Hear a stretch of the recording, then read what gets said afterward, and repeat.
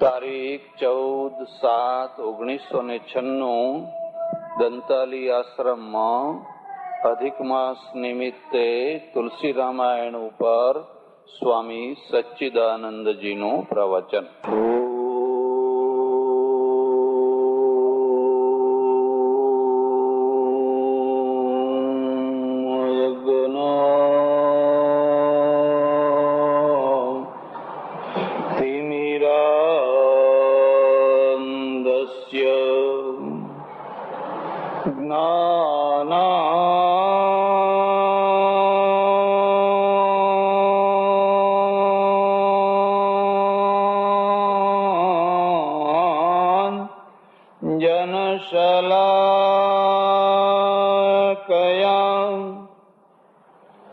चक्षुरुन्मीलितं येन तस्मै श्री गुरवे नमः. मूकम्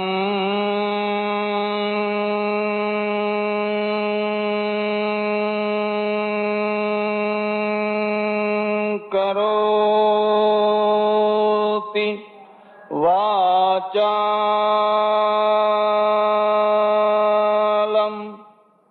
पंगुं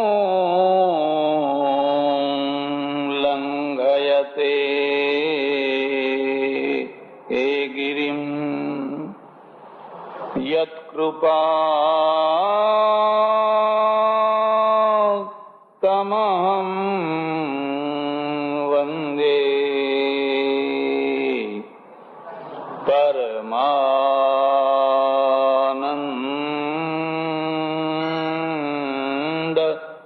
माधवम्.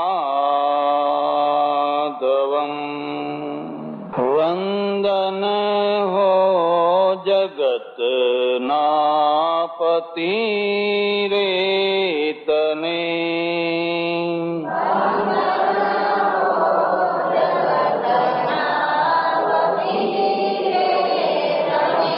वंदन हो जगत नापति रेतने.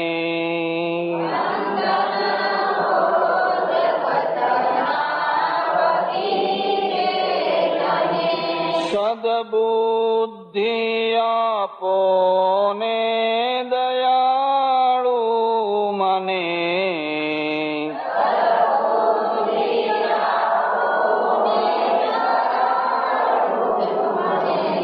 वंदन हो जगत नापति रेतने.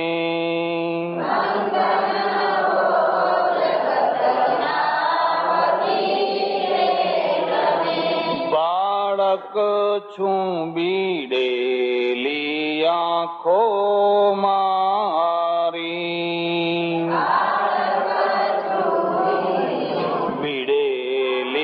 आँखो मारी. आपो ज्योति ज्ञानांजन आजी, ज्ञानांजन मटे मोह शूळ पीड़ा भारी. मटे मोह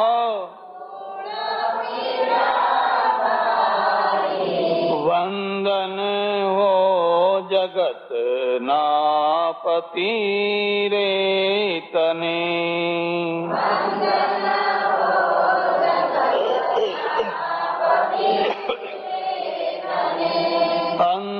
अंधापामा जिंदगी एड़े गई,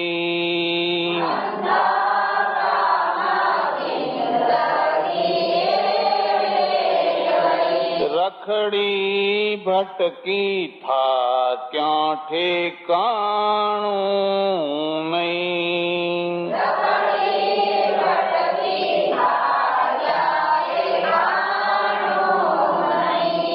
चाह ચાહું વાસ તારા ચરણ નામહી, ચાહું વાસ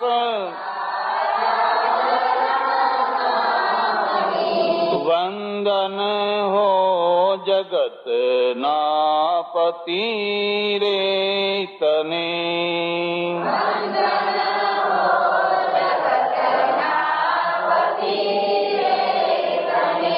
પૂરણ છો પ્રભુ અંશ હું તારો, પ્રભુ અંશ હું તારો, વિખૂટો પડ્યો થાય મુંઝારો,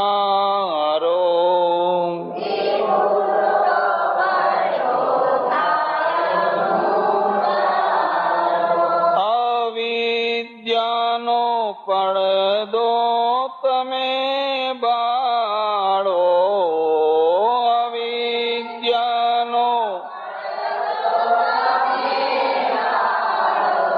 વંદન હો જગત ના પતિ રે તને,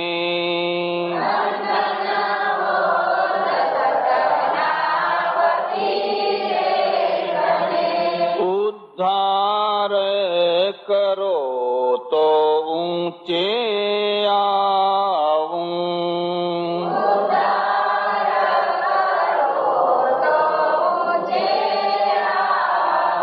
પતિત હું ક્યાં હાથ તારો પામું, હાથ તારો પામું, શરણું છોડી કોની કને ધાવું, કોની કને ધાવું, વંદન હો જગત ના પતિ રે તને,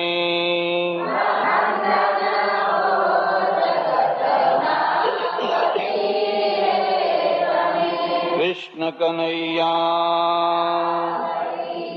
રામચંદ્ર ભગવાન, ઉમાપતિ મહાદેવ કી, પવન સુત હનુમાન કી, સનાતન ધર્મ કી, સદ્ગુરુ દેવ કી જય, વૈદ્યનાથ મહાદેવ, નમઃ પાર્વતી પતે હર.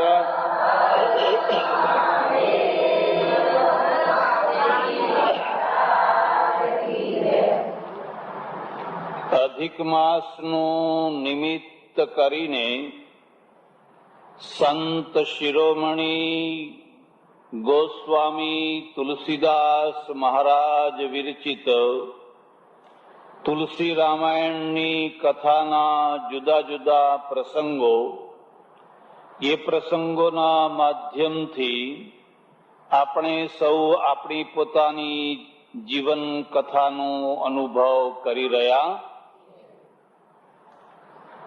જરા વાત સમજવા જેવી છે. ઘટનાઓ કેમ ઘટતી હોય છે? ઘટનાઓ આપણી ધારણા પ્રમાણે ઘટતી હોય છે. આપણી ધારણા પ્રમાણે જો ઘટનાઓ ઘટતી હોય તો કદી કોઈ પણ ખરાબ ઘટના ઘટવાની ધારણા કરે. જે દિવસે રામ, લક્ષ્મણ, સીતા સવારે ઉઠ્યા હશે અને બહુ શાંતિથી, બહુ આનંદથી સવારની બધી ક્રિયા કરીને કિલ્લોલ કરતા હશે, ત્યારે કોઈને કલ્પના પણ નહીં કે આજે એક બહુ મોટી ઘટના ઘટી જવાની છે.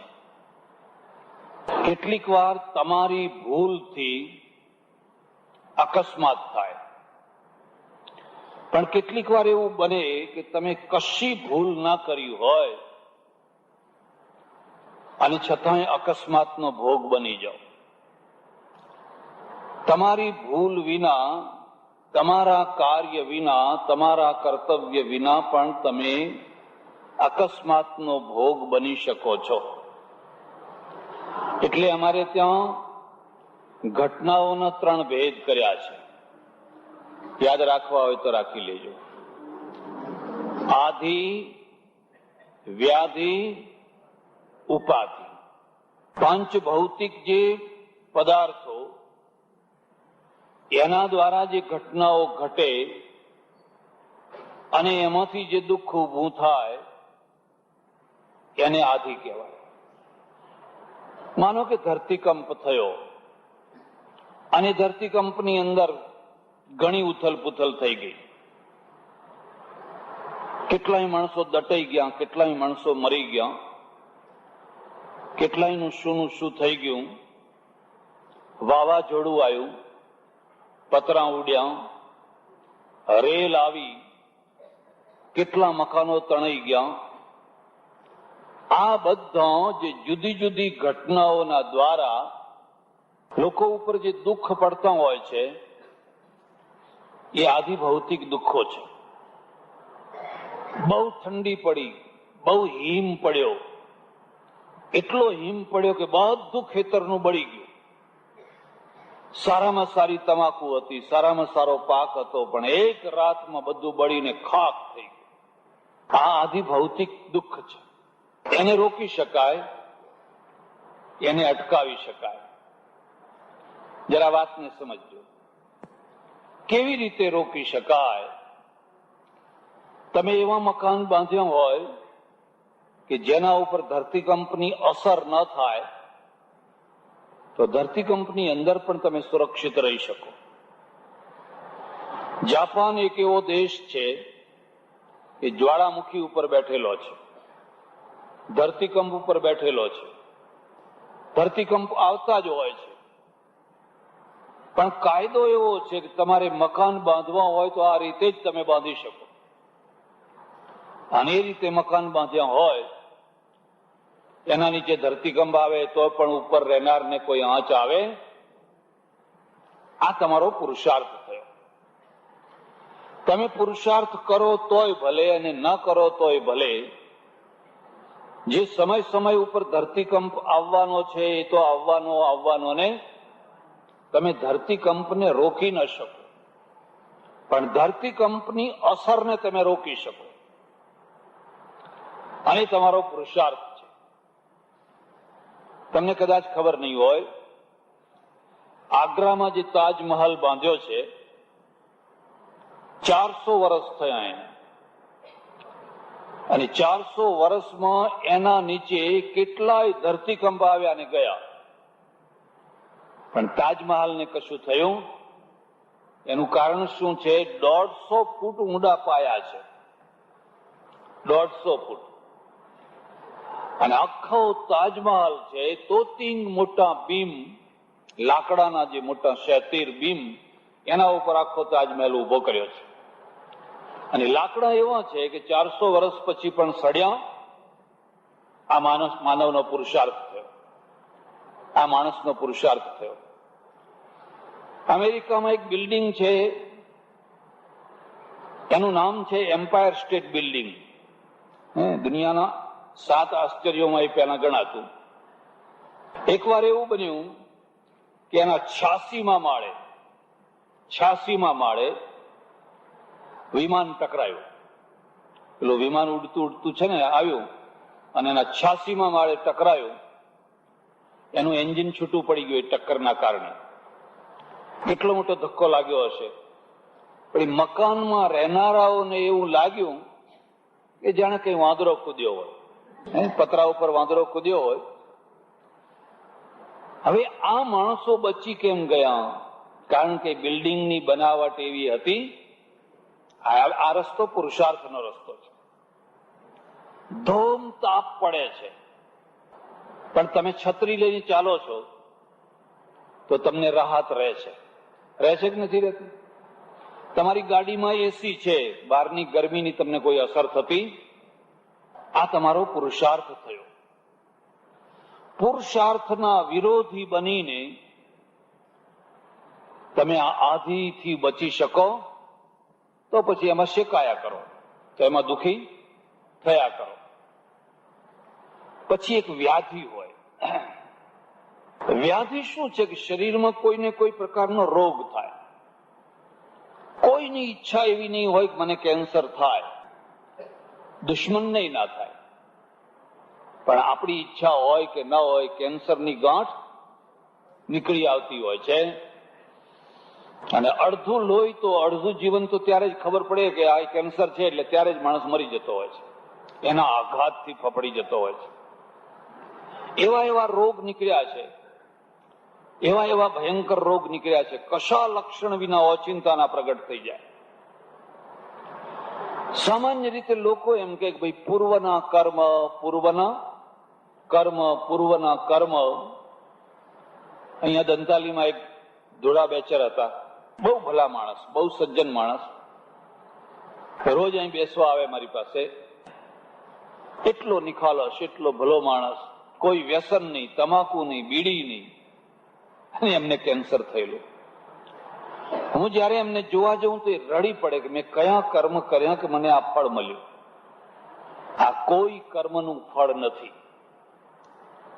કોઈને કેન્સર થાય તો એના કોઈ કર્મનું એને ફળ છે એવું નહીં માનવાનું. રામકૃષ્ણ પરમહંસને કેન્સર થયેલું, વિવેકાનંદને જડોદર થયેલું, આવું પેટ થઈ ગયેલું, શંકરાચાર્યને ભગંદર થયેલું. સમર્થમાં સમર્થ લોકો જેને કહીએ એમને પણ કયો વ્યાધિ આવીને ક્યારે પકડે કઈ કહી શકાય.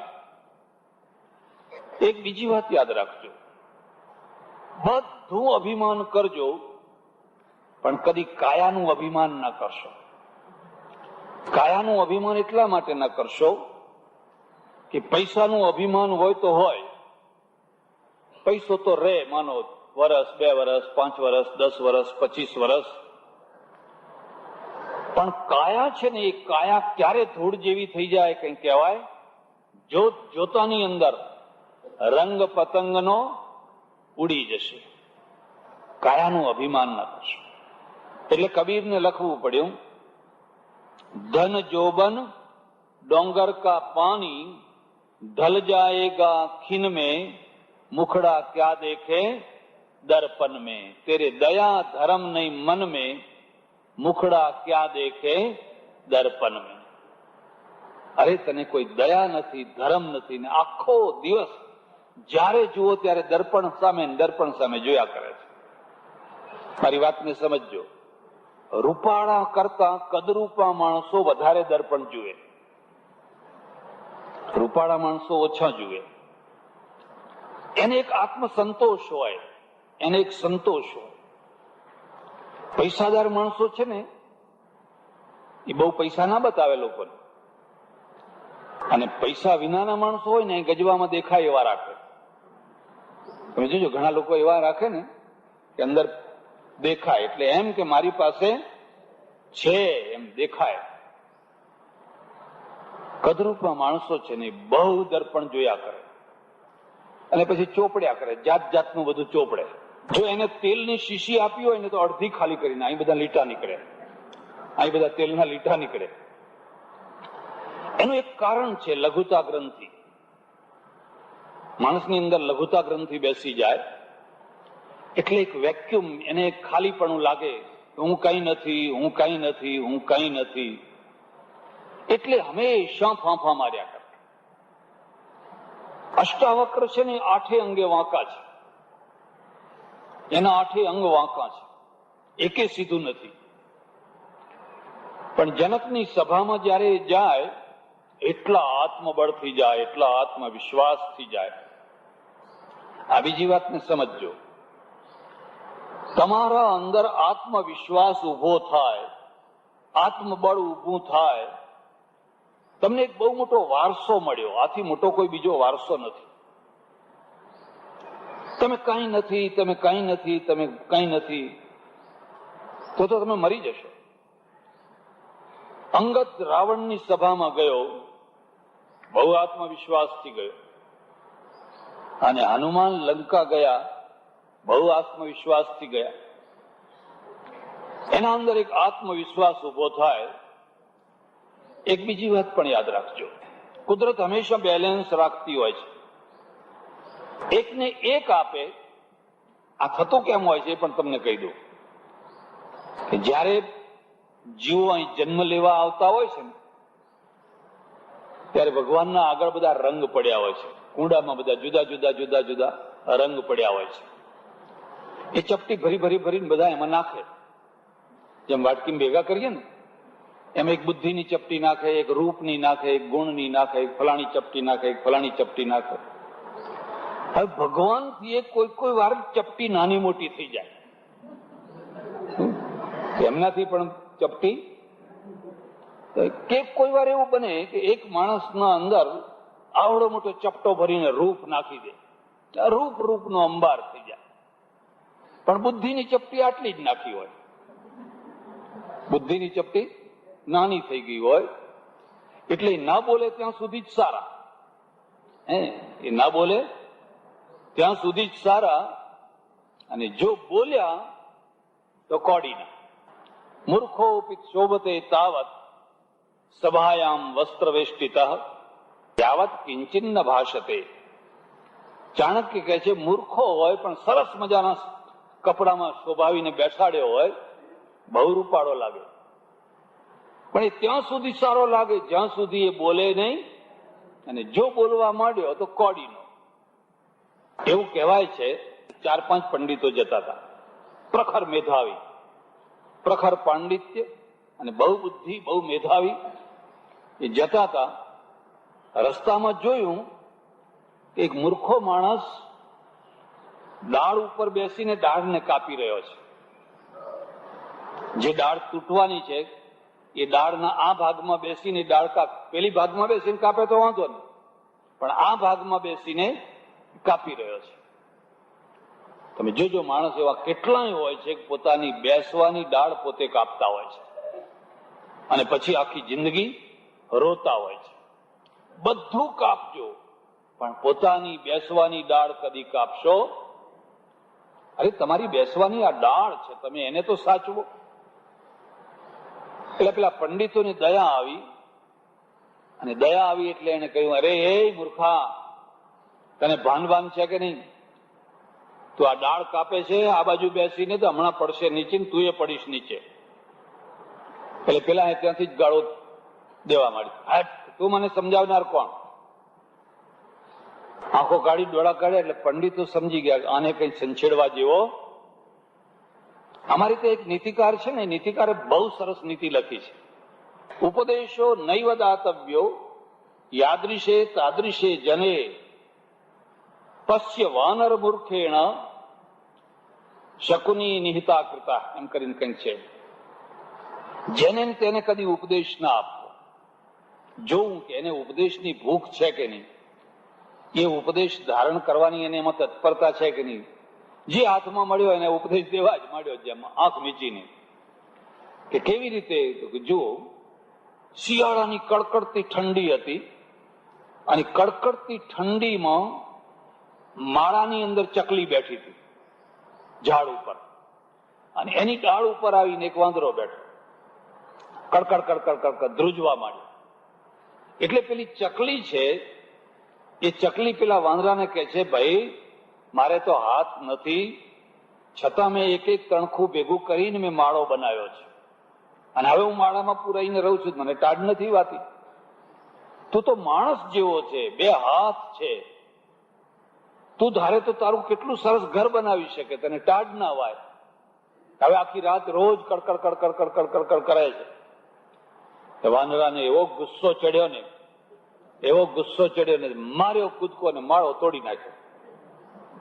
ચકલીનો માળો તોડી નાખ્યો. લે, લેતી જા, હું તો બનાવવાનો નથી, પણ તને પણ સુખથી રહેવા દેવાનો.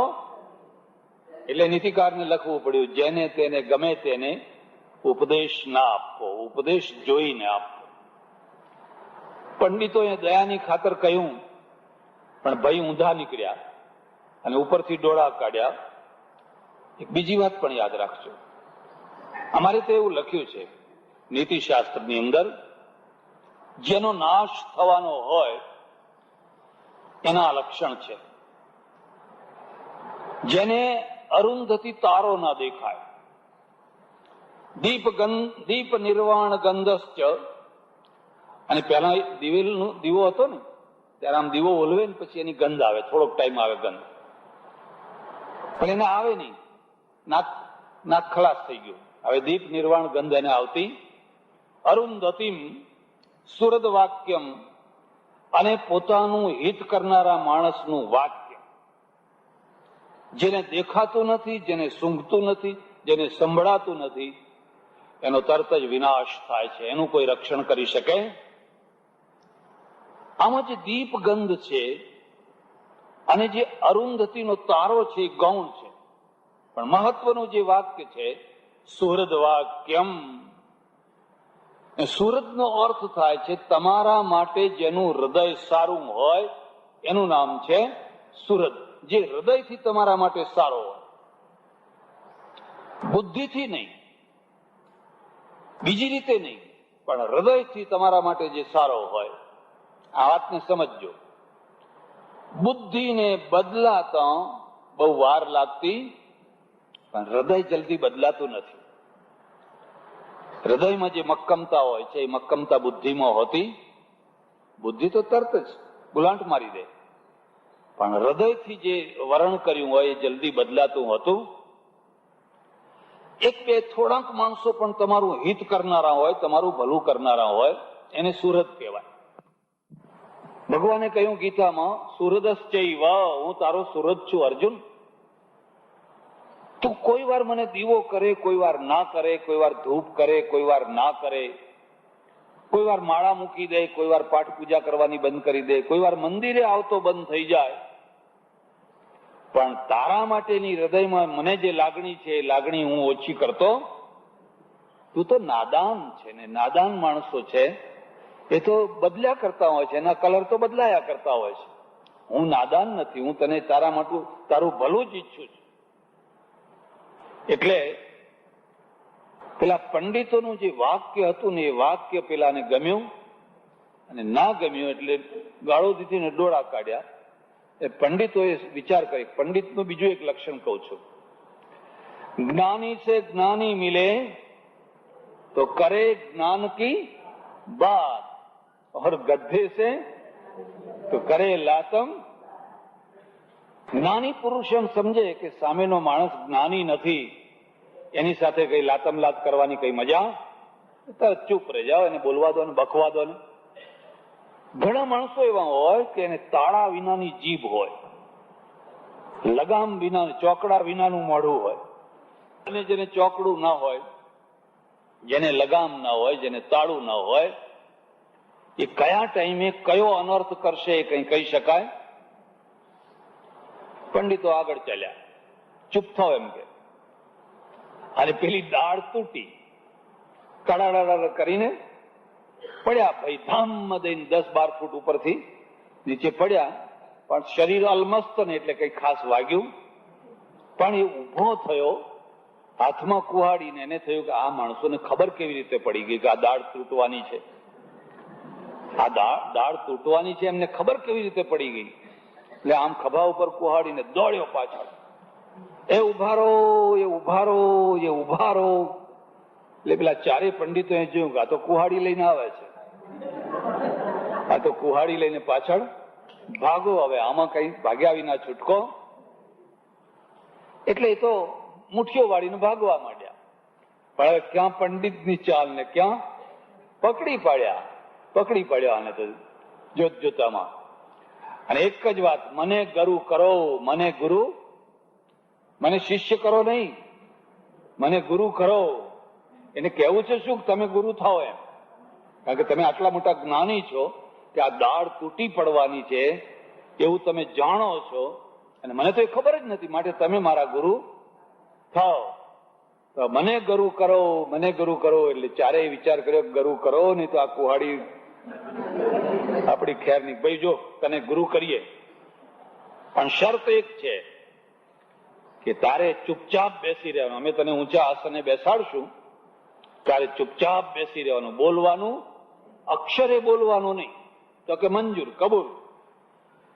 હવે આ 5 જણા થયા ને આગળ ચાલવા લાગ્યા. ચાલતા ચાલતા ચાલતા એક નગર આવ્યું, રાજાનું નગર. હવે રાજાની દીકરી, એનું નામ તિલોત્તમા, અને તિલોત્તમા બહુ મોટી વિદુષી, બહુ મોટી પંડિત. એને ડંકો વગાડેલો કે જે કોઈ પુરુષ મને શાસ્ત્રાર્થમાં જીતશે એની સાથે હું લગ્ન, પણ જો એ હારશે તો નાકમાં નથડી પહેરાવીને જેલખાનામાં નાખી દઈશ. તે 100 પંડિતોને જેલમાં નાખેલા. 100 પંડિતો જેલમાં પડેલા, બધાને નથડી નાખી નાખી વરવા આવેલા, બિચારા જેલખાનાની હવા કરતા થઈ ગયેલા. એટલે આ પંડિતો હતા એ ત્યાંથી નીકળ્યા એટલે એમને થયું, ઓહો, ચાલો ત્યારે આપણે પણ શાસ્ત્રાર્થ. એટલે પેલા ગુરુજીને સમજાવ્યું કે તમે ઊંચા આસને બેસી રહેજો પણ બોલશો. હવે બધું એવું કે પેલી તિલોત્તમા કહે છે કે મારે ગુરુજી સાથે શાસ્ત્રાર્થ કરવો છે, કે અમારા ગુરુ આવા નાના નાના વિષયમાં પડતા નથી, એ તો મોટા વિષયમાં જ પડે છે. આવી નાની નાની બાબતો હોય એ તો અમે પતાવીએ છીએ, અને અમે જીતીએ તો એ જીત્યા, અને અમે હારીએ તો એ હાર્યા. અને અત્યારે એમને મૌન છે, એ મૌન છોડે એવું લાગતું. એટલે તમારે જો શાસ્ત્રાર્થ કરવો હોય તો તમે મૌનમાં, ઇંગિતમાં, ઈશારામાં કઈક શાસ્ત્રાર્થ કરો. હવે પેલો માણસ છે ને લાકડા કાપતા કાપતા જે આવેલો ને એ ભરવાડ, એટલે ઘેટા બકરા ચારવાનું કામ કરે, બેઠેલો. એટલે પેલી રાજકુમારી હતી ને આમ એક આંખ કરી, આમ એક આંગળી કરી, એક આંગળી કરી. એટલે પેલા પંડિતોએ 2 આંગળી કરી. ના, પેલા ગુરુજી હતા ને એ ગુરુજીએ 2 આંગળી કરી. પેલી વિચારમાં પડી ગઈ કે આ શું કહેવા માંગે છે. કે ભાઈ, તમે અમારા ગુરુની મહિમા જાણો નહીં? તમે એમ કહો છો કે એક જ બ્રહ્મ છે, એક જ પરમાત્મા છે. અમારા ગુરુનું એવું કહેવું છે કે એકલા પરમાત્માથી કશું ના થાય. એક શિવ ને એક શક્તિ, 2 છે, 2 એમ કે એક શિવ છે ને બીજી શક્તિ છે. એમ કહો. બરાબર એ જ ટાઈમે ત્યાંથી ઘેટા બકરા નીકળ્યા. કોઈ રબારી લઈને નીકળ્યો હશે, અને આમ રોડ ઉપરથી જતા 50 ઘેટા બકરા જોયા, અને આના પેલા જૂના સંસ્કાર હતા ને એ જાગી ઉઠ્યા ને, અને એને જોતાની સાથે કે તક તક તક તક તક ભ્રર. એટલે પેલી રાજકુમારી છે ને એ રાજકુમારી કહે, હે આ શું બોલ્યા, આ શું બોલ્યા? એમ કે મૌન રહેતા હતા ને શું બોલ્યા? અરે કે તમારા કેટલા મોટા અહો ભાગ્ય કે અમારા ગુરુ મહારાજ એમ કે છે કે આ તક છે, તક છે, તક છે. મનુષ્ય જન્મને સુધારી લેવાની તક છે. જો ઝડપી લીધી તો ઝડપી લીધી, નહીં તો ભ્રર પછી કઈ રહેવાનું. એમ કહો. આ તો જીતી ગયા, આ તો જીતી ગયા. એટલે એ તિલોત્તમાને એના સાથે પરણાવી. કોના સાથે? પેલા વજ્રમૂર્ખની સાથે. મૂર્ખની સાથે પરણાવી. 100 પંડિતોને જેલમાં નાખ્યા છે, અને એના હાથમાં આવી ગયો આ નિયમ છે. આ એક નિયમ છે જે ઘણા લોકોને ટાળતા હોય છે ને અંતે પછી જડતાને જ વળતા હોય છે. પછી તો પરણીને આવ્યા, અને પહેલા દિવસે રાત્રે એ મેળા ઉપર ગયો. એટલે પેલી તિલોત્તમા છે એને કહ્યું કે અસ્થિ કશ્ચિત વાગ વિશેષ. હવે આ તો સંસ્કૃત ને બસકૃત કશું કઈ ભણેલા ગણેલા પેલા પંડિતોએ સમજાવીને ઉપર મોકલેલા. તિલોત્તમાને ખબર પડી ગઈ કે આ તો આ મહામૂર્ખ છે. અરે રે, મને છેતરવામાં આવીને હું આના હાથે હારી ગઈ. મારી લાતને તો ગબડાવી દીધો. અને પછી એને ચટકો ચડ્યો, અને એવો ચટકો ચડ્યો કે હવે આ એક એક શબ્દ ઉપર એક એક મહાકાવ્ય લખીશ ને ત્યારે હું તારા ઘેર આવીશ, નહીં તો ત્યાં સુધી આવીશ. એ સરસ્વતીની ઉપાસનામાં બેસી ગયો. આનું નામ કાલિદાસ, મહાકવિ કાલિદાસ છે ને. અસ્થિ ઉપરથી એક કાવ્ય રચ્યું. અસ્થિતરસ્યામ દિશી દેવતાત્મા હિમાલયો નામ નગાધિરાજ. મેઘદૂત એ બધા કાવ્યો રચ્યા, અને પછી એ એટલે આધિ, વ્યાધિ ને ઉપાધિ. તમારી ઈચ્છા હોય કે ન હોય, તમને ગમે કે ન ગમે, કયા ટાઈમે કયો રોગ કયા શરીરમાંથી ફૂટી નીકળશે કઈ કહી શકાય. એક બીજી વાત પણ યાદ રાખજો. જે ગરીબ માણસોની ખૂબ ઘૃણા કરતા હોય છે ને એવા ધનવાન માણસો ભયંકર ગરીબ થઈ જતા હોય છે. તમે ગરીબને જોઈને એની ઠેકડી ઉડાડો, કાલે તમારો પૈસો જતો રહેશે. જે રૂપાળા માણસો કદરૂપા માણસોની ઠેકડી ઉડાડતા હોય છે, અષ્ટાવક્રને પૂછ્યું કોઈએ કે તમારા આઠે અંગ કેમ આવા થઈ ગયા? ગયા જન્મે હું બહુ લોકોની મશ્કરી કરતો, કોઈના ચાળા પાડું, કોઈના આંખના ચાળા, કોઈના પગના ચાળા, કોઈના હાથના ચાળા. ગામમાં જેટલા લૂલા લંગડા બેરા બોબડા હોય બધાની નકલ કરું અને બધાને પજવું. કોઈ આંધળું માણસ હોય એની હોટી લઈને અંતાડી દઉં, પછી જાણી કરીને ખાડામાં પગ પડે એવું કરું. એના પરિણામ આ ભોગવી રહ્યો છે, એના ફળ હવે હું ભોગવી રહ્યો છું. એટલે ભગવાન છે ને, જયારે આવતા હોય ત્યારે આ બધી ચપટીઓ જુદી જુદી નાની મોટી નાની મોટી નાની મોટી થઈ જાય. કોઈમાં કોઈ ચપટી મોટી હોય તો કોઈમાં કોઈ ચપટી મોટી હોય. પણ આપણી ઈચ્છા હોય કે ન હોય, કદાચ કઈ કહેવાય નહીં, કોઈને કોઈ પ્રકારનો વ્યાધિ આવી જાય. પણ એ વ્યાધિ છે એનો પણ રસ્તો છે, એનો પુરુષાર્થ છે. તમને કોઈ પણ વ્યાધિ થયો હોય એની દવા છે, એનો ઉપાય છે. દોરા ધાગા નહીં, બાધા બંધણી નહીં, એ આપણો ઉપાય. અને એ ઉપાયમાં આખો દેશ અટવાઈ મરે છે. અરે પણ જાઓ હોય તો આંધળાને આંખો આપે છે અને બેરા સાંભળતા થાય છે. બોબડા બોલતા મેં જોયું ને કે મારી નજરે જોઈ, બોબડો છોકરો આવેલો ને પછી તો એ તો બોલતો થઈ ગયો. ટોળે ટોળા બધા ભેગા થતા હોય. અમેરિકામાં આવા કોઈ ટોળા ભેગા થાય એટલે આપણે બધા અમેરિકા 8-8 લાખ રૂપિયા જઈને જઈએ છીએ. 8-8 લાખ રૂપિયા આપીને પૈસા મને લઈ જાઓ, મને લઈ જાઓ, મને લઈ જાઓ. અમેરિકાનો માણસ કોઈ ભારતમાં કેમ ઘૂસી જવા નથી માંગતો? કે ઘૂસી જઈને શું કરવાનું? આજ કરવાનું. અહીં ઘૂસી જઈને કરે તો શું કરે બીજું? શ્રદ્ધા સારી વસ્તુ છે, પણ અંધશ્રદ્ધા ભૂંડી વસ્તુ છે. અને શ્રદ્ધાનો દુશ્મન અંધશ્રદ્ધા છે. એટલે એનો ઉપાય છે કે તમે એનો સાચો ઉપાય કરો, સાચો રસ્તો કરો. આ હાર્ટ એટેક પહેલા આવતા, હાર્ટના દર્દો પહેલા હતા નતા એમ નહીં, પણ કોઈને ખબર જ નથી. કાર્ડિયોગ્રામ શું કહેવાય એ કોઈ મશીન નતા, કોઈ કઈ જ નહીં. માણસ છેલ્લી ઘડી સુધી કામ કરે ને ખાખા કરે અને પછી અચિંતાનો ઢળી પડે. એ લોકો શું કે હા હમણાં સુધી સાજો તાજો હતો અને આ જો એકદમ અચિંતાનું શું થયું કે માણસ ઢળી પડ્યો. આખા ગામમાં એક જ વાત થતી હોય કે ફલાણા ભાઈએ મૂઠ મારી એમ. હવે ગામમાં રહેતા હોય તો કેટલાક અનુકૂળ હોય ને કેટલાક વિરોધી પણ હોય. બધાને કોઈ બધા અનુકૂળ ના હોય ને, કોઈ વિરોધી થઈ ગયું હોય. હવે વિરોધી માણસ છે ને એમ એને મૂઠ મારી એમ કે. અને એ વખતે દરેક ગામની અંદર 1-2 જણા મૂઠ મારવાનું કામ કરતા, 1-2 માણસો મૂઠ વાળવાનું કામ કરતા. અડદનું પૂતળું બનાવે, એમાં હોયો ભૂંકે, પછી આમ દાટે ને આમ કરે ને તેમ કરે ને. એમની દુકાને ધમધોકાર ચાલતી હોય, ધમધોકાર ચાલતી હોય. કેમ? પ્રજામાં ધર્મ નથી, શ્રદ્ધા નથી, અંધશ્રદ્ધા છે. અને અંધશ્રદ્ધા નાસ્તિકતા કરતા ભૂંડી છે. એમાં પ્રજા લૂંટાઈ રહી છે. તમારી ખડીમાં હાડકું છે એટલે તમારી ખડી બરાબર જામતી. અને બીજું પણ હું તમને કહી દઉં, આ અંધશ્રદ્ધાના દુકાનદારો હંમેશા પટેલને ખોળે. બીજો કોઈ હાથમાં આવે ને તે બહુ ફાયદો ના થાય. પટેલ હાથમાં આવવો જોઈએ. અને પટેલ તરત જ હાથમાં આવે, તરત જ હાથમાં આવે. તમે જરાક એને વહેમ નાખો એટલે તરત જ તારે મહારાજ કરો વિધિ એમ કે. એટલે બધી વિધિ ચાલે. એમાં દાગીના ભેગા કરાવે ને દાગીના 4 દિવસ સુધી આ લોટો તમારે ખોલવાનો.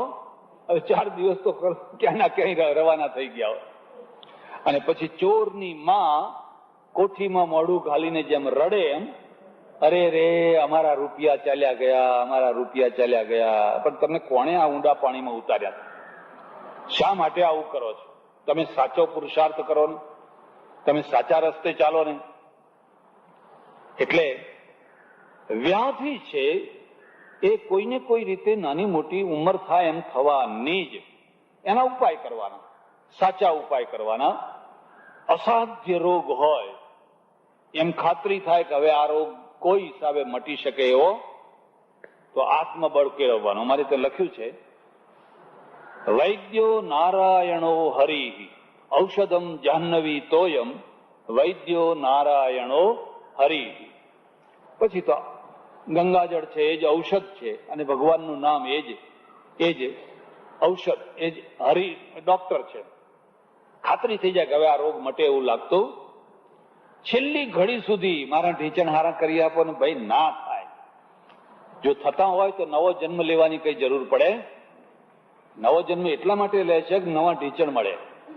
પેલું આવડું છોકરું આવે ને કૂદકૂદ કૂદકૂદ કરે એવું દોડતું હોય ને, હવે એને વાય નથી, ઢીંચણ ને તકલીફ નથી, કઈ નથી. એની દાદીમાં છે ને એના ઢીંચણ સૂજી ગયા છે. હવે એ ઢીંચણ જો સારા થઈ જાય તો નવા જન્મની કઈ જરૂર રહે? 25 વર્ષ જૂની ગાડી છે, એ ગાડી પણ નવી ગાડીની માફક જો ચાલ કરે તો નવી ગાડી ખરીદવાની કઈ રહે? હવે એના સ્પેર પાર્ટ ઘસાઈ ગયા, બેરિંગો ઘસાઈ ગઈ, ફલાણું ઘસાઈ ગયું, ફલાણું ઘસાઈ ગયું. હવે એને નિવૃત્ત કરો. એમ આ ગાડી પણ એના સ્પેર પાર્ટ સમય ઉપર ઘસાઈ જાય. એટલે વ્યાધિ પણ એક ઉપાધિ છે. ત્રીજો શબ્દ મારે જરા વધારે વાત સારી રીતે કહેવા ઈચ્છા છે. ઉપાધિ શું છે કે તમે કલ્પના ના કરી હોય અને ઓચિંતાનું કોઈનું કરેલું તમારે ભોગવવાનું થાય. કર્યું હોય કોઈ બીજાએ, પણ ભોગવવાનું થાય તમારે. હું એક ટેક્સીમાં જાઉં, એનો ડ્રાઈવર એક જગ્યા આવી, મને કે મહારાજ આ જગ્યાએ 1 મહિના ઉપર મને લોકોએ ધીબી નાખેલો. મેં કહ્યું તે અકસ્માત કર્યો હશે. ના, કે મેં નતો કર્યો. તો કેમ ધીબી નાખ્યો? કે બન્યું એવું કે એક બીજો કોઈ હતો, એ અકસ્માત કરી અને ભાગી ગયેલો, અને પછી માણસનું ટોળું ભેગું થઈ ગયેલું. હવે ટોળું ભેગું થઈ ગયું એટલે હું છે, મેં ગાડી ઉભી રાખીને હું પણ જોવા ઉભો રહ્યો. જુઓ તો ખરા શું થાય છે, કેમ થાય છે, શું થાય છે. એટલે હું જોવા ઉભો રહ્યો. એટલામાં ગામમાંથી એક બીજું ટોળું આવ્યું. કયું ટોળું આવ્યું? જેનો છોકરો મરી ગયો હતો એના હગાવાલા બધા આવ્યા. હવે તો તે દિવસે બન્યું એવું કે જે માણસે પેલું શર્ટ પહેરેલું ને એવું જ શર્ટ મેં પહેરેલું, એવું જ ડગલું મેં પહેરેલું. એટલે એક જણે કહી દીધું કે આ પેલો ઉભો. એ ટોળાને કઈ બુદ્ધિ હોય? હું ઘણું સમજાવું એના પહેલા તો એ તૂટી પડ્યું, બધું ચૂંથી નાખ્યો મને. મેં કહ્યું હું નહીં, હું નહીં, હું નહીં, હું નહીં. કોણ સાંભળે? હું નહીં, હું નહીં. મને ધીબી નાખ્યો. પણ વળી કોઈ ઓળખીતો માણસ વચ્ચે પડીને મને બચાવી લીધો. આ તમારું કર્મ છે? આ કોઈ તમારું કર્મ? આ ઘટના ઘટશે એવી તમને ખબર હતી? આ ઘટનાની પાછળ તમે કઈ કારણ છો? અને ઉપાધિ કહેવાય. આનું નામ ઉપાધિ કહેવાય.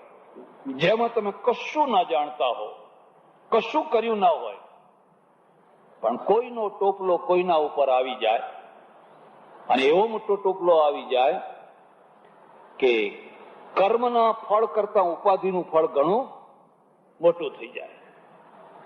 એટલે રામાયણ કહે છે, ઘટનાઓ જે ઘટતી હોય છે, ડાયામાં ડાયો માણસ, શાણામાં શાણો માણસ પણ આધિનો શિકાર બને, વ્યાધિનો શિકાર બને, અને કોઈ વાર ઉપાધિનો શિકાર પણ થઈ ગઈ. મેં એની બેગ ઠેઠ સુધી ખેંચી આપી. જયારે મેં એને બેગ પાછી આપી ત્યારે એને મને એક વાત કહી, જો આ મારી બેગ લીધી એવી કોઈની બેગ ભવિષ્યમાં લેતા. જો આ તો કામ પત્યું એટલે હવે તો પેલા કેવું હતું મને કે આવી બેગ ભવિષ્યમાં કોઈ દિવસ કોઈની લેવી. મેં કહું કેમ ભાઈ? તો કે અંદર બોમ્બ મૂક્યો હોય તો, અંદર હથિયાર હોય તો, અંદર ડ્રગ હોય તો વગર જોતો ઉપાધિમાં ફસાઈ જઈશ. અને પેલો છે એ નાસી જાય, છૂટી જાય, તું વગર જોતો ઉપાધિમાં ફસી જઈશ. ઓહો, મેં કહ્યું જો કેટલી સાચી વાત છે. એટલે આપણે શું કહીએ છીએ કે નમાજ પડતા મસ્જિદ ખોટે, આનું નામ કહેવાય. વગર જોતી ઉપાધિ આવીને ઉભી રહી. રામ લક્ષ્મણ અને સીતા કિલ્લોલ કરતો દિવસ વિતાવી રહ્યા છે. રોજ 13 વર્ષ તો પૂરા થઈ ગયા. હવે 1 વર્ષ બાકી છે અને હમણાં ચપટી વગાડતા વર્ષ પૂરું થવાનું છે. પણ ખબર નહીં તે દિવસે ક્યાંથી શૂર્પણખા આવી ગઈ. શૂર્પણખા આવી ગઈ અને બહુ સુંદર શૃંગાર સજીને આવી. બહુ જાત જાતના. અમારી તો એક દોહરો છે, લખવો હોય તો લખી લો. એક નૂર આદમી, એક નૂર એટલે તેજ.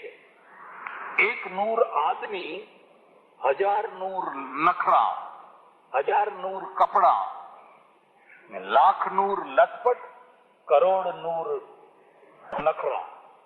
આવો એક દોહરો છે. તમે શણગાર સજ્યો હોય, પાછું લટપટ આવડતું હોય અને એના ઉપર પછી નખરા, કરોડ નૂર, આ બધું ભેગું થાય એટલે સાક્ષાત માયાનું રૂપ ઉભું થઈ જાય. ગાંધીજીએ લખ્યું છે, બહુ સરસ વાત લખી છે. ગાંધીજીએ લખ્યું છે કે કોઈ સ્ત્રીને જોઈને જો પુરુષ મોહિત થાય અને બે બાકડો થઈ જાય તો પુરુષ જેટલો દોષી છે એટલી સ્ત્રી પણ દોષી છે. કોઈ બે બાકડો થઈ જાય એટલી હદ સુધી પોતાની જાતને કેમ બનાવી છે? પોતાનું સ્વરૂપ એવું રાખો કે જેથી તમને જોઈને કોઈ બે બાકડું થઈ જાય. એ તો થયો, પણ એને થવા માટે તમે નિમિત્ત કેમ પૂરું પાડો છો? તમે નિમિત્ત પૂરું પાડો છો એટલે તમે પણ અંદર દોષી. અને તમે એવું કોઈ નિમિત્ત ન પૂરું પાડો તો એવો બે બાકડો થયેલો માણસ પણ શાંત થઈ જશે. એના અંદરની વ્યગ્રતા, વ્યાકુળતા, ઉભરો આપોઆપ શમન થઈ જશે. એટલે શૂર્પણખા છે ને બધી તૈયારી કરીને આવી. એક બીજી વાત છે, કદાચ હું ભૂલ કરતો હું. ઈચ્છા શક્તિ છે ને, ઈચ્છા શક્તિ, ઈચ્છા શક્તિમાં દ્રઢતા કોનામાં વધારે છે? પુરુષની ઈચ્છા વધારે પ્રબળ કે સ્ત્રીની ઈચ્છા વધારે પ્રબળ? નહીં કહી શકો. જે ઈચ્છાને વારી ન શકાય, રોકી ન શકાય, એમાં પ્રબળતા હોય. પુરુષની ઈચ્છાને રોકી શકાય, વાળી શકાય, સમજાવી શકાય. સ્ત્રીની જે પ્રબળ ઈચ્છા છે ને એને વાળી શકાય. એટલે નારી હઠ કહ્યું, બાળ હઠ. નારી હઠ એટલા માટે કહ્યું કે એની ઈચ્છા એટલી પ્રબળ હોય, એ પ્રબળ ઈચ્છાને કોઈ પછી રોકી શકે, અટકાવી શકે. આ જે પ્રબળ ઈચ્છા છે ને એ એના માટે ન કરવાના ગમે એટલા ખરાબમાં ખરાબ કામ એ કરી બેસે. કુવામાં પડવાનું તો કુવામાં પડે, જે કોઈ કરે. મૂળ એક જ વાત છે, એના અંદર એક પ્રબળ ઈચ્છા પેદા થઈ. આવી એક પ્રબળ ઈચ્છા લઈને શૂર્પણખા આવી. હવે બીજી બાજુ આ જયારે બીજું રૂપ જોવાનું છે. આપણા ત્યાં એક બીજો શબ્દ છે, ઈમાન. મુસલમાનો શબ્દ શું વાપરે છે? ઈમાન. અને ઈમાનનો અર્થ થાય છે નેકી ટેકી વાળો માણસ, સ્ત્રી અથવા પુરુષ. ભાઈ આ ઈમાન વાળો છે એટલે નેકી ટેકી વાળો છે. એ નીચી આંખ રાખતો હોય, એના મનમાં કોઈ એવો દુર્ભાવ ના થતો હોય, એનો એવો કોઈ ખોટો પ્લાન ન હોય. કદાચ જાણતા અજાણતા કોઈ વાર કઈ થોડું નાનું મોટું થઈ ગયું હોય તો એને પસ્તાવો થાય, એને દુઃખ થાય, અને ફરીથી એવું ના થાય એની કાળજી હોય. અને ઈમાન વાળો માણસ કહે. અને ઈમાન વાળા માણસના ઈમાનને ચલિત કરવું એ બહુ મોટું પાપ છે. દારૂડિયાને દારૂ પીવડાવો તો બહુ મોટું પાપ નથી. એ તો રોજ દારૂ પીવે. દારૂડિયો તમે આપ્યો તો 2 ગ્લાસ પીધા એને, પણ જેણે કદી દારૂની ગંધ પણ નથી લીધી એને તમે ફોસલાવી પઠાવીને સમજાવીને જોર જબરદસ્તીથી કે ગમે તે રીતે એને તમે દારૂ પીવડાવો તો એ મહાપાપ. કારણ કે એ તો ઈમાનદાર માણસ છે, ઈમાન વાળો માણસ. તમારે પીવડાવવા જોઈએ તો બેઈમાન માણસો ઘણા છે, બધા પીવડાવવાને જેટલું જોઈએ એટલું પીવડાવો. રામ ઈમાન વાળા માણસ છે, લક્ષ્મણ ઈમાન વાળા માણસ છે. અને આટલા વર્ષોથી એ ફરે છે, એમના ઈમાનમાં કદી કોઈ વાંધો આવ્યો? શૂર્પણખા કહે છે, કાલે બધી વાત આવી ગઈ એટલે હું એને પુનરાવૃત્તિ કરતો. એ તો તમે બધા જાણો છો, કાલે ચર્ચા થોડી થઈ ગઈ છે. હા, બીજી વાતને સમજવાની છે. પ્રસ્તાવ રાખી દીધો, તુમ સમ પુરુષ ન મોસમ નારી યહ સંજોગ વિધિ રચા વિચારી. બ્રહ્માએ આપણા બેયની રચના આટલા માટે જ કરેલી છે. તમે સમજો, જરા સમજો, આ તો બ્રહ્માની રચના છે. રામ ના સમજ્યા, લક્ષ્મણ ના સમજ્યા. આટલે સુધી જે ઘટના ઘટી ને એ નોર્મલ ઘટના હતી, સામાન્ય ઘટના હતી. આવું તો દુનિયામાં થયા કરે. સતયુગમાંય થાય, દ્વાપરમાંય થાય, ત્રેતામાંય થાય ને કલિયુગમાંય થાય. આને કોઈ રોકી ન શકે.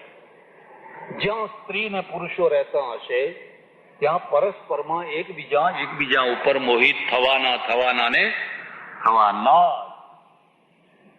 આ ન થવા માટેનું એક નિમિત્ત શું છે? આપણા ત્યાં પ્રાચીન કાળમાં શું હતું કે નાની ઉંમરમાં લગ્ન કરાવી દે. અને નાની ઉંમરમાં લગ્ન કરાવી દે એટલે બંનેના મગજની અંદર એક નિશ્ચિત માણસ બેસી જાય, બેસાડેલું માણસ બેસી જાય. એટલે એને પછી નવા માણસો ઉપર મન બેસાડવાની જરૂર રહે.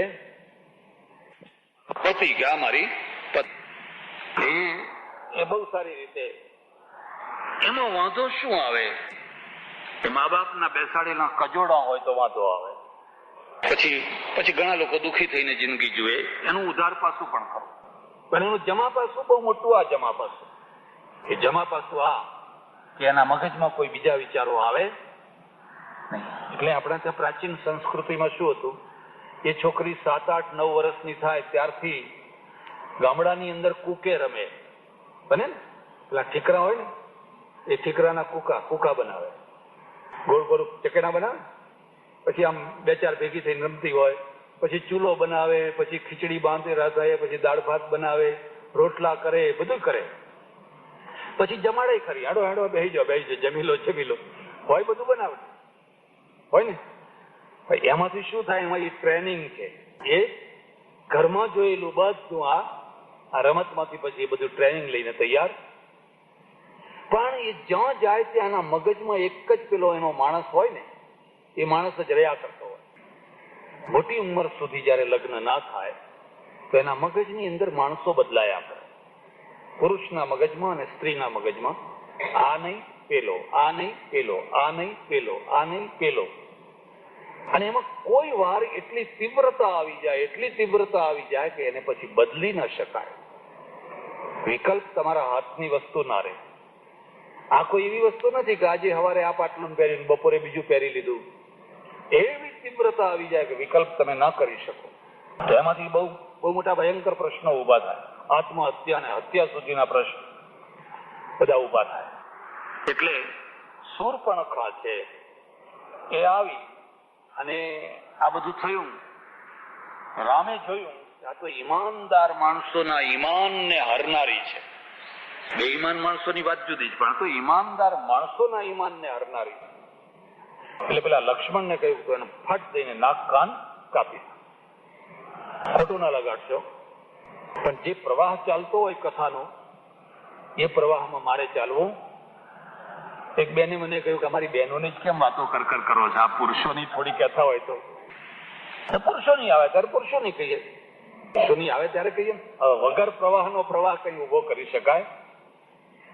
અમારે ત્યાં શાસ્ત્રમાં, સામુદ્રિક શાસ્ત્ર પ્રમાણે 4 પ્રકારના પુરુષો છે અને 4 પ્રકારની સ્ત્રીઓ છે.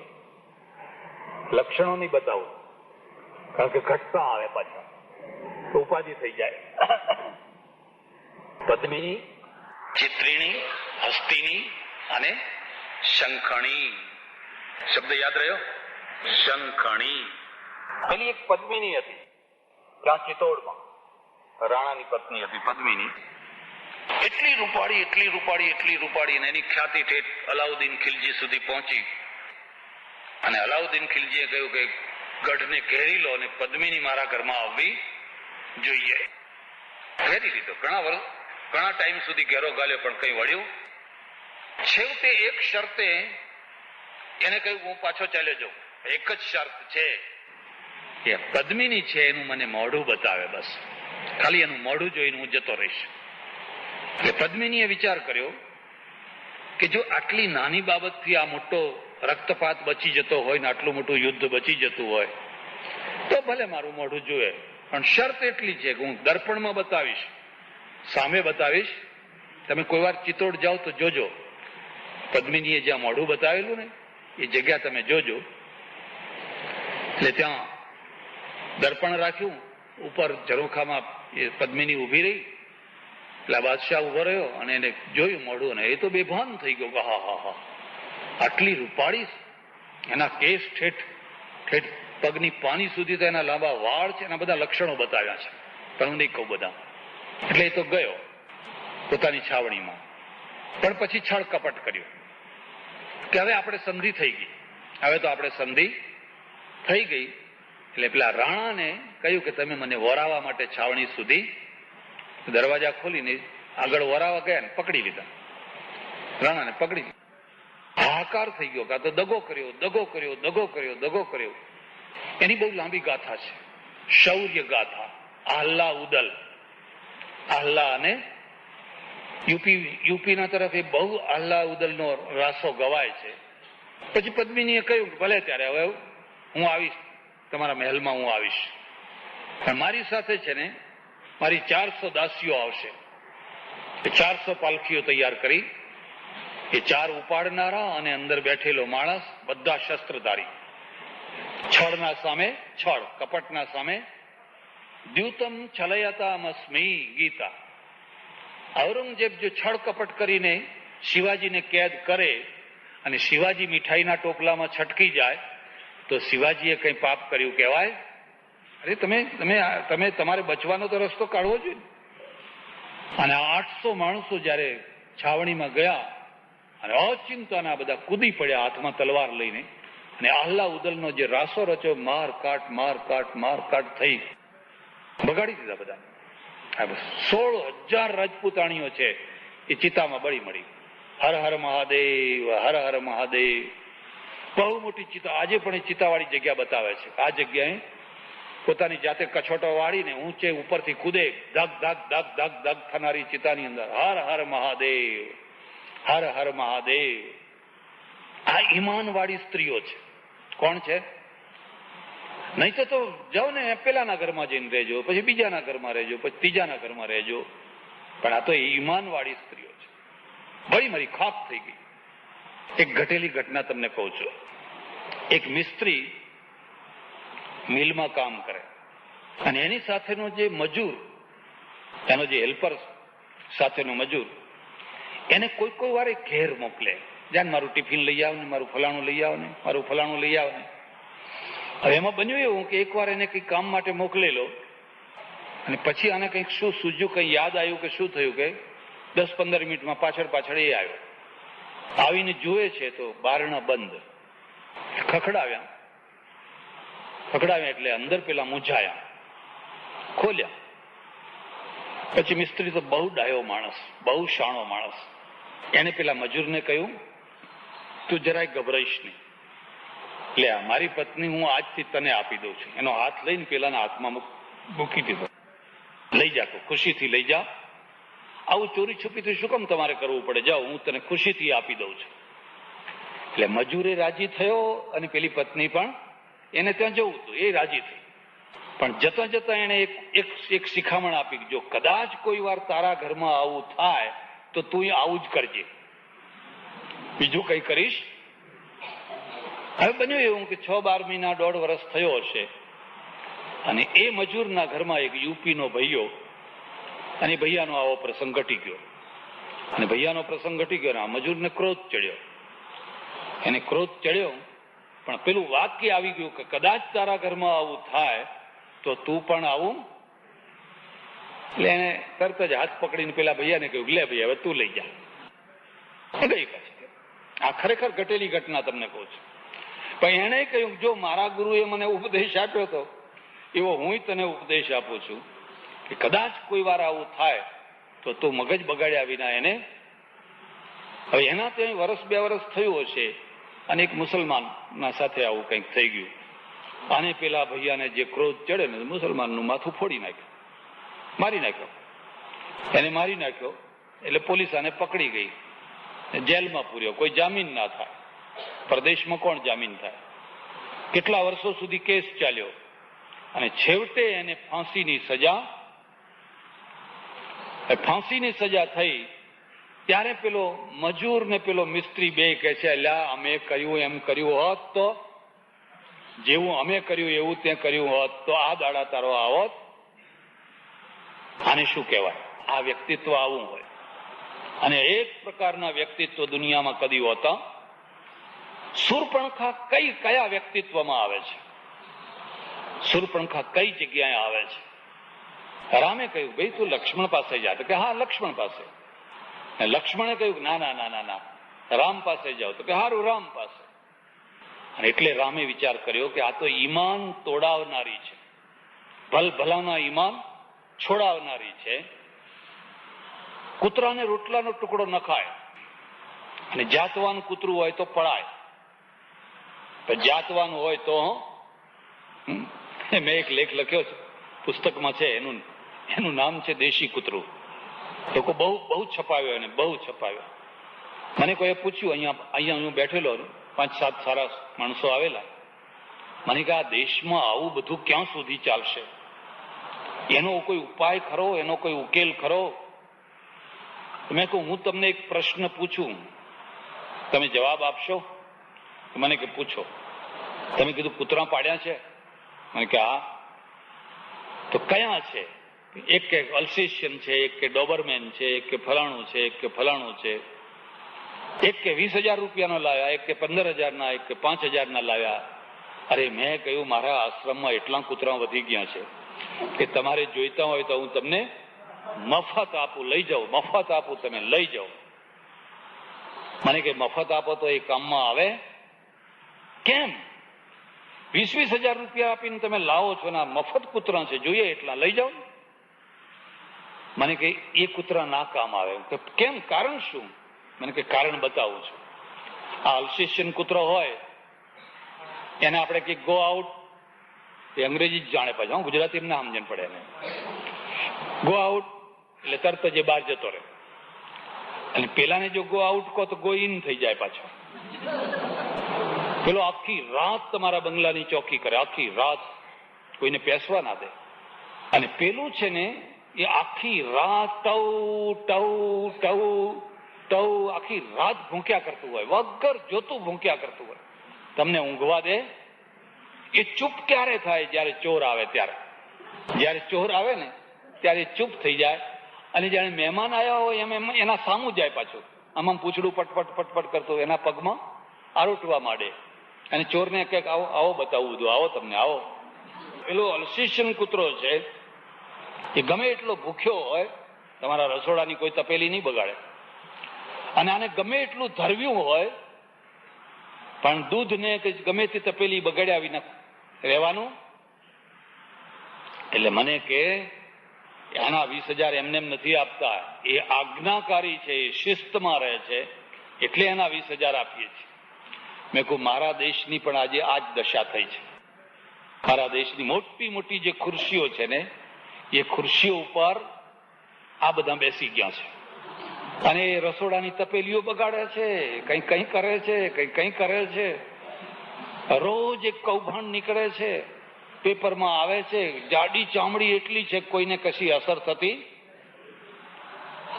કોઈ જગ્યાએ કોઈ ખુરશી ઉપર આમ ઊંચી ગરદન વાળા પેલા અલ્સેશિયન બેઠા હોય છે. હવે 25 પેલા કૂતરા હોય, એના વચ્ચે અલ્સેશિયન એકલો કરે શું બિચારો? એને જીવવા ના દે, હવ હવ હવ હવ કરતા હોય છે. એટલે એક ઈમાન વાળો માણસ હોય છે, નેકી ટેકી વાળો, નીતિ વાળો. રામે જોયું કે આ તો હડકાયું કૂતરું છે, અને હડકાયા કૂતરાને જીવતદાન તો ના અપાય, પણ એને રોટલો પણ ન ખાય. બાકી હવે આ સામાન્ય કૂતરાને રોટલા નાખો તો નાખો, પણ જેને હડકવા હાલ્યો હોય એ હડકવા વાળા કૂતરાને કઈ રોટલા ન ખાય. અને નાખો તો એ ખાય નહીં હો, એ ઊભું જ ના રહે, દોડ દોડ દોડ દોડ દોડ દોડ દોડ દોડ કરતું. માણસોની અંદર પણ તમે જોજો, કોઈ ઠરીને થામ ના થઈ શકે, પલાઠી વાળીને બેસી ન શકે, બે માળા ના ફેરવી શકે. દોડ દોડ દોડ દોડ દોડ, આ ઘર પેલું ઘર, આ ઘર પેલું ઘર, આ બજાર પેલું બજાર, અહીં અહીં અહીં અહીં અહીં અહીં. રામે કહ્યું કે આ કેટલા લોકોના ઈમાન બગાડશે, કેટલા લોકોના ઈમાન બગાડશે. માટે ઈમાનનું જે કેન્દ્ર છે ને, એ એનું સૌંદર્ય છે. એ સૌંદર્યનો નાશ કરી નાખો એટલે ફરીથી આ કોઈનું ઈમાન બગાડી શકે. જરા વાતને સમજો. આ એક પક્ષ થયો. આ શું થયું? ઘટનાનો એક પક્ષ. કોઈ પણ ઘટના કદી પણ વન એંગલ નથી હોતી હોય, એક પક્ષી નથી હોતી, એનો બીજો પક્ષ પણ હોય છે. અને મહાપુરુષ કોને કહેવાય? જે સામેના પક્ષથી ઘટનાને જુએ એનું નામ કહેવાય બાકી પોતાની નજરે તો આખી દુનિયા લોકોને દેખાતી જ હોય છે, અને આખી દુનિયા પોતાની નજરે દેખાય છે એટલે આપણે દોષ જોઈએ છીએ. તમે સામેની નજરેથી જુઓ. એ જેને તમે ખરાબમાં ખરાબ માણસ માનો છો એની નજરે જુઓ. એક દારૂડિયો માણસ, દારૂની લતે ચડી ગયેલો, સારો માણસ, સારા ઘરનો, સારો છોકરો, દારૂની લતે ચડી ગયેલો. બધા એના ઉપર ઘૃણા કરે, તિરસ્કાર કરે, દારૂડિયો, દારૂડિયો, દારૂડિયો, દારૂડિયો. આ બીજી વાતને યાદ રાખજો, ઘૃણા કરવાથી કદી કોઈને સુધારી શકાતું. માં કેમ સુધારે છે? માં દારૂડિયા દીકરા ઉપર પણ ઘૃણા કરતી પત્ની કેમ સુધારી શકે છે? એના દારૂડિયા પતિ પ્રત્યે પણ એ ઘૃણા કરતી. લો બેસો, જમી લો, તમે જમી લો. એને હુવાડે છે, ઓઢાડે છે, કપડાં સરખા કરે છે, બધા એના ઉપર ઘૃણા કરે. એક બીજી વાત પણ સમજવા જેવી છે. પશ્ચિમની તુલનામાં પૂર્વના દેશોની અંદર, ખાસ કરીને આપણા દેશોની અંદર ઘૃણા કરવાના બહુ કારણ છે. વાત વાતમાં ઘૃણા. તમે ડુંગળી ખાવ છો, બસ તરત જ નાક ચડાવી દે. એટલે હું ડુંગળી ખાઉં છું એમાં તારું નાક કેમ ચડી જાય છે? છી છી છી છી. હા, તમે મિથિલા દેશ છે, મિથિલા, બિહારમાં મિથિલા છે, ત્યાં તમે જાઓ, મોટા મોટા વિદ્વાનો, મોટા મોટા પંડિતો છે ને, એ પુકુર હોય. પુકુર એટલે તળાવ, નાનું તળાવ હોય, એટલે નાનું, બહુ નાનું તળાવ હોય. દરેકના ઘર આગળ એક હોય બંગાળમાં, મિથિલામાં. અને દીકરી પરણાવતા પહેલા જુએ કે પુકુર છે કે નહીં. જો પુકુર ના હોય તો દીકરી ના આપે. મારી દીકરી ખાશે શું ત્યાં જઈને? આ પુકુરમાં શાકભાજી થાય. કઈ શાકભાજી? આ માછલા. એટલે આ પુકુરના કિનારે બેઠા બેઠા સંધ્યા કરે અને પેલું આમ નાખેલું હોય, ગલ નાખેલું હોય, એટલે એક નજર ભગવાન સામે હોય ને એક નજર કોઈ અંદર આમ ખેંચી લે. પછી જતો હોય, એના ઘેર જતો હોય, ઉઘાડું શરીર હોય, આટલી પોતળી પહેરેલી હોય, 2, 3, 4 માછલીઓના પૂંછડા પકડ્યા હોય, અને આમ શાંતિથી જતો હોય. એમાં જો તમને ડુંગળી લઈને આવતા જુએ, છી છી છી છી છી છી, અરે તમે ડુંગળી ખાવ છો? એટલે અમે ડુંગળી ખાઈએ, પણ તારા હાથમાં શું છે? એ શું કહે છે કે આ ખવાય પણ પેલું ખવાય? આ દેશમાં એટલા ઘૃણાના કારણો ઉભા કર્યા છે, એટલા ઘૃણાના કારણો ઉભા કર્યા છે. કોઈ સ્ત્રી છે ને, અત્યારે તો હજુ ઘણું સારું થઈ ગયું, પણ ઉઘાડા માથે બેસી હોય તો ઘૃણા કરી દે. જોયું કે આ કલયુગ આવ્યો, જોયું? ઉઘાડા માથે બેઠા, ચંપલ પહેરે તો ઘૃણા કરે, વાત કરે તો ઘૃણા કરે. એક કચ્છી પટોળીની સભામાં જવાનું થયેલું, 3 દિવસ કાર્યક્રમ ચાલ્યો. મેં કહ્યું, તમે બધા પુરુષો બોલો છો, એકાદ બેનને તો બોલતી કરો. કે અમારે BA ભણેલી 2-3 બહેનો છે, પણ આવે નહીં, એ કે માઇક આગળ ના આવે. પછી એક બેનને મેં તૈયાર કરી કીધું, તો હિંમત કર, પણ કે હું ઘૂંઘટો તાણીને બોલીશ. મેં કહું ઘૂંઘટો તો ઘૂંઘટો, પણ બોલતો ખરી, માઇક આગળ તો આવ. એ ખરેખર માઇક આગળ આવી. બહુ સારી ડાહી બેન, નાની બેન, ઘૂંઘટો તાણીને વડીલો આગળ બધું બોલીએ. તો પેલી નીચે બેઠેલી જે ડોશીઓ ને બધી કે, હે કળિયુગ આવ્યો, જોયું? એમ કે આ કોની, આ કઈ નહીં, આ કોનો, આમ તેમ બધું એવી કડવી કડવી વાતો કરે, એવી કડવી કડવી વાતો કરે. બીજી વાત પણ સમજી લેજો ભાઈ, બહેનો જેટલી કડવી વાતો કરે એટલી પુરુષો કડવી વાતો કરે. આ રાત દિવસ કારેલા જ છોલ્યા હોય, કારેલા ને ગિલોડા, કારેલા ને એવા હાથ કડવા થયા હોય, એવા હાથ કડવા થયા. હવે કોઈને તો ઉતારવા ને, કોઈને આગળ તો કડવી કડવી વાતો બોલે. નીતિકાર એને શું કહે છે? નીતિકાર કહે છે એનું નામ મેણા છે, કડવા મેણા. અને કટુક બચન મત બોલ રે તો હે પિયા મિલેંગે, ઘૂંઘટ કા પટ ખોલ રે તો હે. બહુ કડવી વાતો ના બોલો, ગમે તેવી, ગમે તેના માટે હલકી વાતો ના બોલો. તમારી કડવાશ અંદર રહેવા દો, એ કડવાશને બહાર ના કાઢો. એટલે ઘૃણા કરવાના બહુ કારણો, વાત વાતમાં લોકો ઘૃણા કરી નાખે. હવે બીજી એંગલથી જુઓ, આ ઘટનાને તમે કઈ એંગલથી જુઓ છો. પેલા દારૂડિયો મળ્યો મને, મેં એના માથા ઉપર હાથ મૂક્યો, એને ઉભો કર્યો, મેં કહ્યું ચાલ મારી સાથે. પછી બેસાડ્યો, થોડું આમ તેમ બોલે, કલાક 2 કલાક પછી બધું ઉતર્યું, એ ડાયો થયો. મેં એને પૂછ્યું તું આવી લત ઉપર કેમ ચડ્યો, આમાં તને શું મળે છે, તું શા માટે, તું કયા શેઠનો દીકરો, અને તું ક્યાંથી ક્યાં જઈને પડ્યો. મને કે સ્વામીજી આમાં હું શું કહું, એમ મારા જીવનમાં એટલું ડિપ્રેશન આવી ગયું કે આ જે ડિપ્રેશન છે ને હું કોઈ રીતે પૂરું નતો કરી શકતો. મેં કહ્યું શું ડિપ્રેશન આવી ગયું? કે મારી પત્ની છે ને એને હું 1 વાર તેડવા ગયો, 2 વાર તેડવા ગયો, 3 વાર તેડવા ગયો, પણ એના બાપના ઘેરથી મારે ઘેર આવે, કઈ બહાના કરીને કે જાઓ હમણાં નથી આવું, મહિના પછી આવીશ, 2 મહિના પછી આવીશ, 3 મહિના પછી આવીશ. અને એ ન આવે એના કારણે મારું આખું મગજ છે ને ડિપ્રેસ થઈ જાય. પછી મને એમ લાગ્યું કે હવે આ આવવાની નથી. અને એમાં જે મને ખાલીપણું આવ્યું ને, વેક્યુમ આવ્યું ને, એ વેક્યુમે મને આ વ્યસની બનાવી દીધું. એના કારણે હું આ વ્યસની થઈ ગયો. પત્ની તો ના આવી, પણ શીશી ઘરમાં આવી ગઈ, બોતલ ઘરમાં આવી ગઈ. અને બોતલ થી હવે ગમ ગલત, અને ઉર્દુ વાળા શું કહે છે, ગમ ગલત, એટલે જે દુઃખ છે, જે માનસિક પીડા છે, જે માનસિક દુઃખ છે, એને હળવું કરવા માટે માણસ આવા કોઈને કોઈ ઉપાય જે હાથમાં આવે એ ઉપાય કરે. પછી હું આમાં એટલો ઊંડો ઉતરી ગયો કે હવે મારાથી બહાર નીકળી શકાય એવું. આ માણસ દોષી છે, પણ એમાં એકલો એ જ દોષી છે? પેલી એની પત્નીનો દોષ ખરો કે નહીં? એ એના પતિને એ સાચવી શકી? એની અપેક્ષાઓ, એની આવશ્યકતાઓ, એની લાગણીઓ, એના પ્રેમને એ સમજી શકી? એને એના બાપનું ઘર જ વાલું લાગે. અને બાપનું ઘર એટલું વાલું લાગ્યું, પતિનો વિનાશ થઈ ગયો ત્યાં સુધી એને ભાન ન રહ્યું. પછી તો બહુ રડી હશે. એટલે હંમેશા એક બીજી એંગલ પણ હોય છે, બીજો દ્રષ્ટિકોણ પણ હોય છે કે ભાઈ આ ખરેખર આ બધું થયું કેમ, આવું કેમ થયું. જયારે શૂર્પણખાનો એંગલ જુઓ. શૂર્પણખા રાવણની બેન છે. કોઈ રસ્તે રખડતી ભટકતી કોઈ સામાન્ય સ્ત્રી, ગમે તેવી સ્ત્રી નથી. એ તો કવિ છે, સાહિત્યકાર, જેને ધારે એને ભગવાન બનાવે ને જેને ધારે એને રાક્ષસ બનાવે. એ એની રચના છે, એની કૃતિ બ્રહ્મા છે, એ બ્રહ્મા છે. એટલે લખી દીધું, શૂર્પણખા રાવણ કી બહેની, દુષ્ટ હૃદય માનો જસ અહિની. ઓહો, કવિએ રચના કરી દીધી. દુષ્ટ હૃદય માનો જસ અહિની. અહી એટલે સર્પ, નાગણ, જાણે સાપણી હોય ને એવી. એમ કઈ કીધું, સામેથી માણસ આવતો હોય, આપણે બધા 2, 5, 10 માણસો બેઠા હોઈએ, અને હું તમને કહું જો પેલા હવે એ તો બહુ સજ્જન પુરુષ છે, બહુ સેવાભાવી છે, બહુ ઉદાર છે, બહુ ભલા છે, બહુ સારા છે, તમને એમાં એવું દેખાવા લાગે.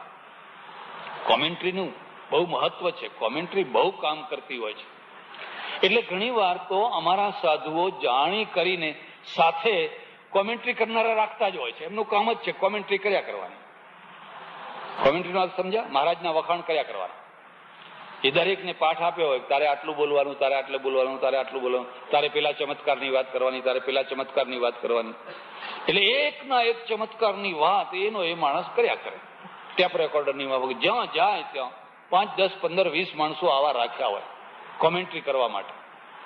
અરે કે મહારાજ તો એટલા ચમત્કારી છે કે ફલાણા ગામના ફલાણા પટેલની દીકરીના લગ્ન નતા થતા, 29 વર્ષની થઈ ગયેલી, અને આ પટેલને રાત્રે ઊંઘ ના આવે, મહારાજની પાસે આવ્યા અને મહારાજે પ્રસાદીમાં પોતાની પહેરેલી માળા આપી. આ એક ખોટો રિવાજ છે.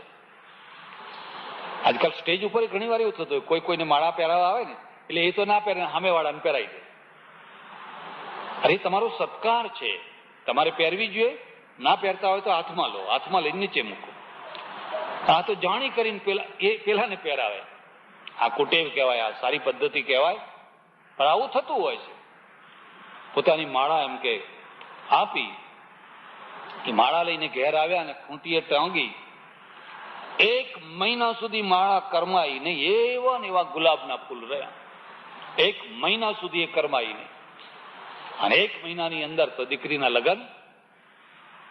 હવે આ વાત એકવાર નહીં કહેવાની, જેટલી જગ્યાએ જાય એ દરેક જગ્યાએ આ વાત કરવા માટેનો એક સ્પેશિયલ માણસ રાખેલો હોય, બીજી વાત કરવા માટેનો બીજો માણસ, ત્રીજી વાત કરવા માટેનો ત્રીજો માણસ, ચોથી વાત કરવા માટેનો ચોથો માણસ. હવે સામે કેટલાય પટેલ બેઠા હોય, કેટલાયની દીકરીઓ મોટી થઈ હોય અને કેટલાયને આવી માળાઓની જરૂર.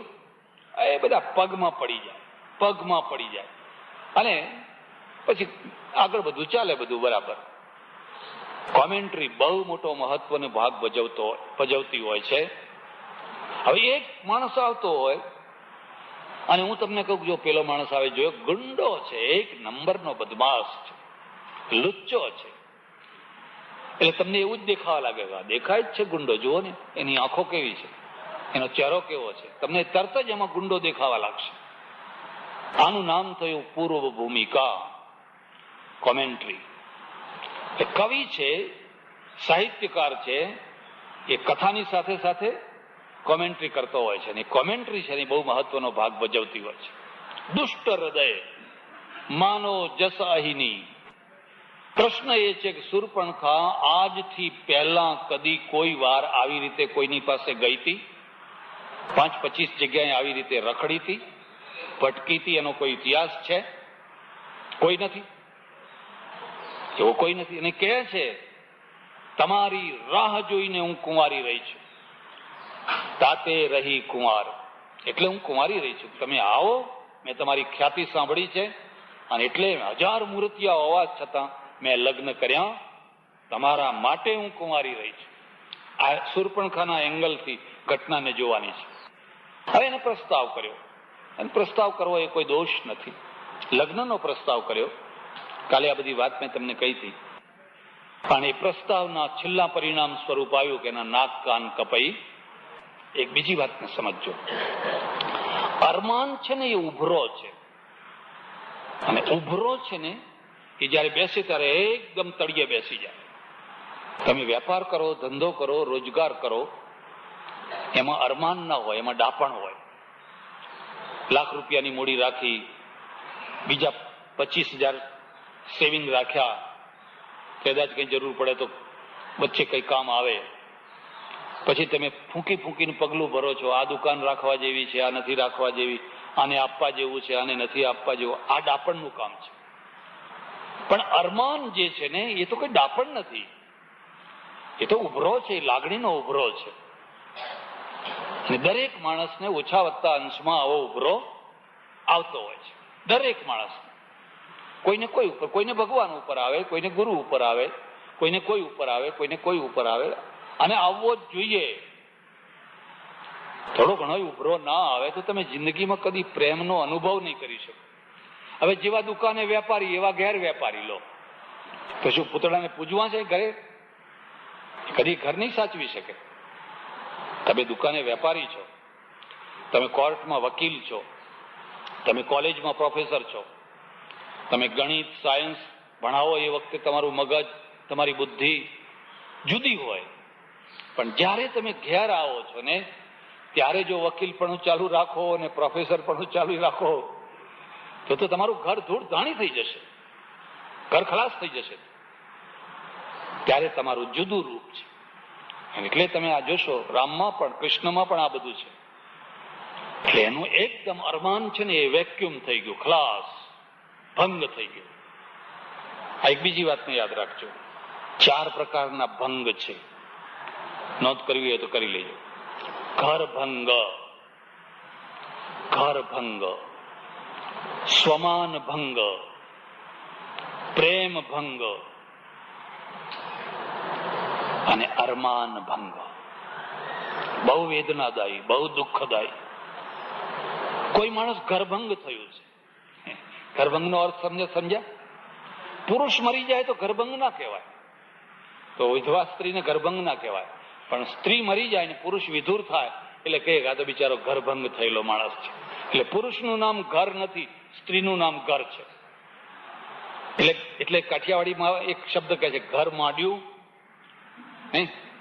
શબ્દ કહે છે ને કે આને ઘર માંડવું છે, અને ઘર માંડ્યું. ઘર માંડ્યું એટલે શું? રોટલા ઘડનારી લાવો એનું નામ કહેવાય. ન ગૃહિણી ન ગૃહમ ગૃહમિત્યાહુર ગૃહિણી ગૃહમુચ્યતે. નીતિકારે કહ્યું છે કે ઘરનું નામ ઘર નથી, એ તો સ્મશાન છે. ગૃહિણી ગૃહમુચ્યતે, એમાં જે ગૃહિણી છે એ ઘરવાળી છે, એનું નામ જ ઘર છે. અને એવું હોય તો એ ઘર, નહીં તો ઘર કહેવાય. એક માણસ તો ઘરભંગ થયો છે, એની ઘરવાળી મરી ગઈ, નાસી ગઈ, ભાગી ગઈ, ચાલી ગઈ, જે થયું, પણ ઘરવાળી નથી. હવે ઘરભંગ માણસ છે. એક બીજો માણસ છે એ સ્વમાન ભંગ થયો છે.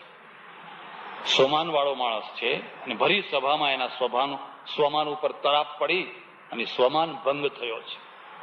જરા વિચાર કરો, હમણાં થોડા દિવસ પહેલા આપણા પ્રધાનમંત્રીની સભા હતી ને ત્યાં સ્ટેડિયમ ઉપર ને, અટલ બિહારી વાજપેયી આવેલા ને, ત્યારે શું થયેલું? સ્વમાન ભંગ કહેવાય કે ના કહેવાય? એક વૃદ્ધ માણસ, એક 75 વર્ષનો 80 વર્ષનો એક વૃદ્ધ માણસ, ચોખ્ખો માણસ, સાચો માણસ, ડાયો માણસ, સભા વચ્ચે એની આ દશા કરી જે દ્રૌપદીની નથી થઈ એના કરતા ભોળી દશા કરી. એને કહેવાય સ્વમાન ભંગ. એ બીજાને મોઢું ના બતાવી શકે, વેદના થાય અને પીડા થાય, મરતા સુધી પીડા થાય. એક પ્રેમ ભંગ હોય અને એક અરમાન ભંગ હોય. ત્યારે બેયનો ભેદ સમજજો. અરમાન ભંગ શું છે? પતિ પત્ની બેયમાં પ્રેમ છે, બંનેમાં પ્રેમ છે, પ્રેમ ભંગ નથી. પણ પત્નીને એના ભાઈના ત્યાં જવું છે, પિયર જવું છે, 2 દિવસ માટે, 3 દિવસ માટે, કઈ નિમિત્ત છે, લગ્નમાં ફલાણામાં કંઈક જવું છે, કારણ કે એને ઘરના અરમાન છે, પિયરના પણ અરમાન છે. અને પેલો જવા નથી દેતો, નહીં જવા દો, નહીં જવા દો. અરમાન ભંગ થયો, મરી જાય, આત્મહત્યા કરી બેસે. એટલે શૂર્પણખા છે, એનો અરમાન ભંગ થયો, એનો પ્રેમ ભંગ થયો. આ એના એંગલથી જોઈએ છો, આ મુદ્દાને યાદ રાખજો. ઘટનાને તમે આ એંગલથી નહીં, એના પોતાના એંગલથી જોઈએ છે. અને થયું તો થયું, પણ એના નાક કાન કાપી નાખ્યા. આખી જિંદગી એને કુરૂપ બનાવી દીધી, કલંકીની બનાવી દીધી.